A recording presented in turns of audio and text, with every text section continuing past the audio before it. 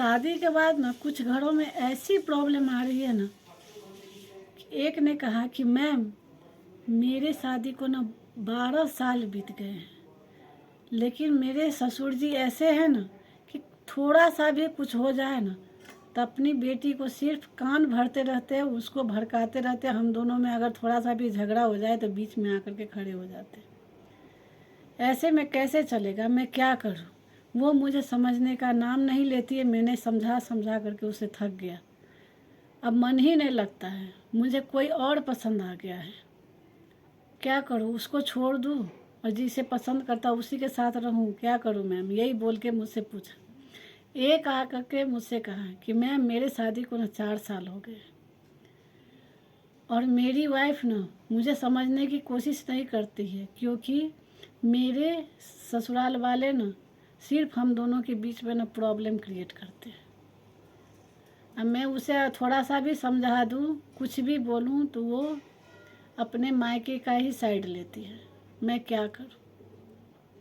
एक लेडी आकर के भी मुझसे यही सवाल की कि मैम मेरी सास ना और ससुर जी, हम दोनों के बीच में थोड़ी सी भी प्रॉब्लम हो जाती है ना तो अपने बेटे के साइड लेते हैं, या फिर हम दोनों के बीच में ना प्रॉब्लम सिर्फ क्रिएट करती है। मैं क्या करूं?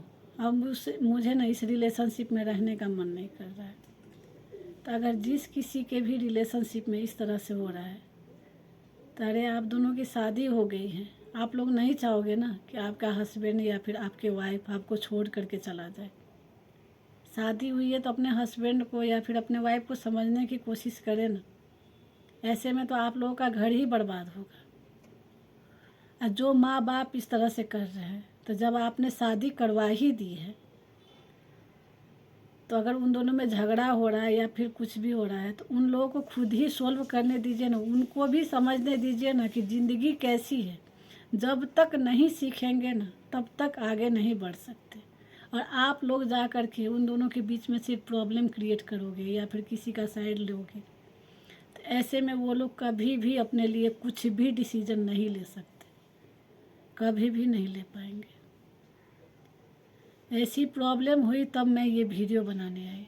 मुझे खुद नहीं पता था कि ऐसी भी प्रॉब्लम होती है। 5-6 लोगों का ऐसा प्रॉब्लम देखा तो मैंने सोचा कि बहुत से और भी घरों में इस तरह की सिचुएशन हो रही होगी। मैं किसी भी सिचुएशन को देख कर ही वीडियो बनाती हूँ। अगर आप लोग इस तरह से करोगे तो आपके बच्चे का ही घर बर्बाद होगा। प्लीज़ इस तरह से ना करें।